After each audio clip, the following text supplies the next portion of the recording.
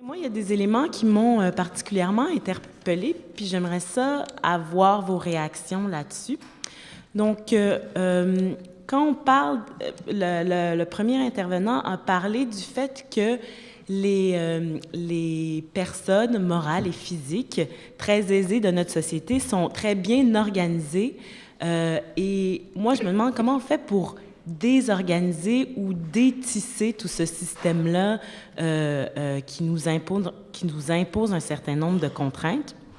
Aussi, toute la question de la place de l'État, je pense en effet que c'est une question qui est centrale. Est-ce que c'est possible un État qui est à notre service? Et si c'est le cas, comment on y arrive? Si c'est pas le cas, quelles sont les alternatives? Dans les ateliers, au cours des conversations aussi durant le dîner, j'ai beaucoup entendu parler du fait qu'on est dans un système, dans une logique capitaliste très envahissante et qu'on a besoin de rupture, pas seulement de rupture concrète, de solutions concrètes, mais aussi de rupture dans le discours. Comment on fait pour développer des discours alternatifs qui nous permettent de penser le monde autrement? Aussi, toute la question de l'interconnexion des systèmes de domination et l'espèce de besoin qu'on a de créer des espaces de désobéissance, comme disait Alexa, et comment ou quelle place le communautaire a dans un état de droit sans démocratie et comment on fait pour faire émerger cette démocratie-là à l'aide de nos expériences et de nos capacités, de notre philosophie du communautaire en quelque sorte. Donc, j'aimerais ça vous entendre là-dessus. La parole est à vous. Merci beaucoup aux 4 panélistes. C'était tout aussi intéressant les uns que les autres. À chaque fois, je me demandais où est-ce qu'on allait aller, et puis j'étais à chaque fois flabbergastée pour parler français. Il y a des mots comme ça qu'on aime bien. Je m'appelle Aurélie Arnaud, je travaille pour Femmes autochtones du Québec. J'ai été la responsable des communications pour cette organisation-là pendant 6 ans. Et je suis maintenant la coordonnatrice environnement et développement durable, histoire de mettre du temps et des ressources à la réflexion sur développement minier, extraction des ressources naturelles, exploitation du territoire et femmes autochtones. Mais c'est mon passé de responsable des communications qui a d'abord été interpellé dans le débat d'aujourd'hui sur 2 questions. Parce que ce que j'aime de plus en plus dans le discours médiatique, c'est d'analyser les stratégies de relations publiques qui sont utilisées par les gouvernements pour détourner le discours et puis faire rentrer les groupes d'opposition dans des espèces de trappes de justification. Et finalement, nous prendre à notre propre piège et à nos propres revendications. On l'a vu pendant le printemps 2012, la fameuse trappe de la majorité silencieuse et de la juste part a été très difficile à s'en sortir. Parce que là, on se retrouve empêtré à devoir dire « mais majorité silencieuse, mais juste part, oui, mais vous d'abord, votre juste part ». Et c'est un peu la tactique qui revient, et la tactique du fédéral actuellement, de contrer les demandes de transparence des organismes vis-à-vis du gouvernement et des grandes entreprises en disant « oui, mais vous d'abord aussi, soyez plus transparents avec vos propres comptes » et de changer les règles pour que les syndicats soient complètement transparents dans leurs comptes et puis qu'ils publient leurs ressources. Et donc finalement, faire en sorte que les groupes sociaux se retrouvent à devoir se justifier et rentrer dans la logique de s'expliquer dans le « toi d'abord ». Un peu comme je m'exclus de Kyoto tant que la Chine ne se suit pas. Fait que toi d'abord et puis moi je verrai après. Et comment est-ce qu'on fait pour se sortir de cette trappe systémique là où on demande finalement aux groupes sociaux d'être plus blancs que blancs avant qu'on change quoi que ce soit de l'autre côté? On l'a un petit peu abordé et dans les réflexions sur se remettre en question, ne pas hésiter à se remettre en question, etc. Mais comment être radical et faire avancer un discours quand on se retrouve empêtré dans ce genre de trappes systémiques. Et une des trappes systémiques est celle de ne pas pouvoir commenter la croissance. La croissance, c'est un principe. La croissance, on ne peut pas parler de décroissance parce que ça se peut pas. La décroissance, c'est complètement fou comme idée. Et pourtant, ce matin, dans l'atelier, je parlais, mais la croissance, c'est pas un concept qui est si vieux que ça. La croissance économique comme concept économique. Juste avant ça, le principe politique qui menait le monde, c'était la croissance territoriale. Il fallait s'accroître territorialement, il fallait s'expandre, il fallait conquérir d'autres territoires. Et à un moment donné, la planète, les sociétés se sont dit, on ne peut pas continuer à s'expandre parce que si on le fait aux dépens des autres et on provoque des guerres inutilement. Donc on a mis des balises et des règles qui ont dit non, vous n'avez pas le droit de vous expandre aux dépens d'un autre peuple. On a réussi à le faire et à mettre un stop à la croissance territoriale, donc on doit pouvoir le faire pour la croissance économique.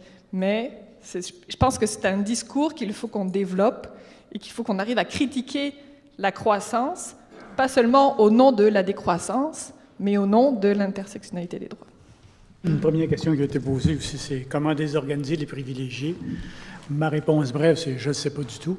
Je pense qu'on ne le réussira pas à les désorganiser. On ne peut que s'organiser, nous, avec une certaine alternative. On a essayé plusieurs choses, là, révéler des choses, dénoncer des choses, les mettre sur la défensive. Comme on dit dans l'atelier, moi j'étais dans l'atelier média ce matin, avec des one-liners, là, une ligne qui fait un impact. Ça ne règle pas tout, loin de là, mais au moins ça oblige ou les entreprises ou l'État à se justifier. Là, par exemple, je pense que c'est un relatif succès récemment sur les paradis fiscaux avec ce qu'Alain Deneau et son équipe ont sorti. C'est sûr que si à chaque fois qu'il est question d'austérité, de ne pas rendre tel service, de diminuer telle chose, on arrive avec un one-liner qui dit « Oui, mais comment se fait que vous n'allez pas chercher les 8 milliards que vous pourriez avoir si vous preniez la peine d'aller chercher l'argent des paradis fiscaux? » Ça déstabilise tout au moins. Bon, alors ça ne règle pas tout. Il y a aussi la question de comment contester les dettes.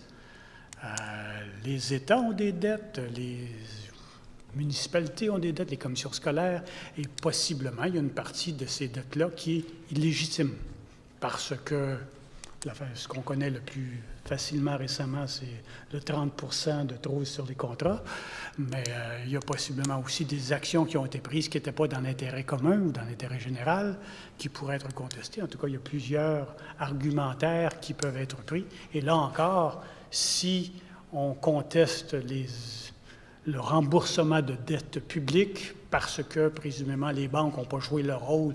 Leur rôle, c'est qu'ils chargent de l'argent aux États en disant que je vais discipliner les États publics, mais en pratique, ils ne disciplinent pas du tout. Ils ne font que ramasser l'argent.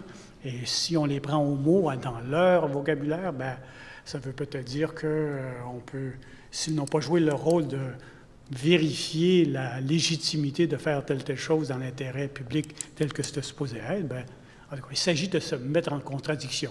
Ça ne règle pas tout, ça ne les désorganisera pas tant que ça, mais au moins c'est un premier pas. Différents éléments. C'est vrai que c'est important qu'on développe nos propres discours, qu'on développe nos idées, qu'on a des propositions, mais on n'est pas dans une phase où les bonnes idées sont reprises par les États. Donc, je pense qu'on a besoin de penser les perturbations du fonctionnement des outils économiques pour être capable de se forcer à être dans des chemins que sont beaucoup plus importants pour l'État. Et donc, maintenant, comment on dérange et comment on bouscule, je pense qu'il y a une partie de ça où on va devoir prendre un petit peu plus d'habitude à ce niveau-là. Puis maintenant, il y a un paquet de militants, militantes qui, depuis 2001, ont pratiqué ça avec beaucoup d'assiduité et donc qui ont des enseignements à partager avec les groupes communautaires, syndicaux, etc. il y a aussi, sur les questions des trappes médiatiques, les stratégies, les wedge politics, ces fonctionnements-là, moi, je pourrais juste raconter un peu l'expérience de la FFQ que je ne peux pas prendre réellement le temps d'explorer avec vous.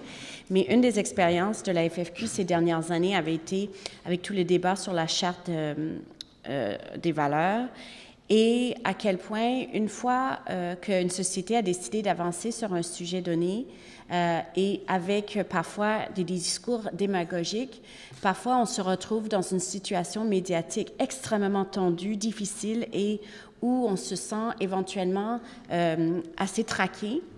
Et une des affaires que je tirais de la leçon de ce travail-là de la FFQ, c'est que malgré le fait qu'on se retrouve devant une pratique politique extrêmement diviseur en matière de discours public puis de respect de diversité d'opinion, ce qui a été le cas avec le mouvement étudiant sur leur violence, par exemple, etc., c'est de ne pas lâcher. Et parce que c'est une force politique tellement grande que ça peut écraser, mais de continuer, oui, de faire des démarches d'autocritique à l'interne pour voir est-ce qu'on se trompe, est-ce qu'on a besoin de s'aviser.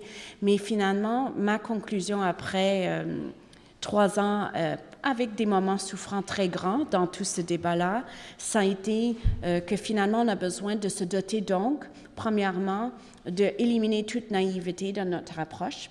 Deuxièmement, s'assurer qu'on a des réseaux d'entraide et de solidarité.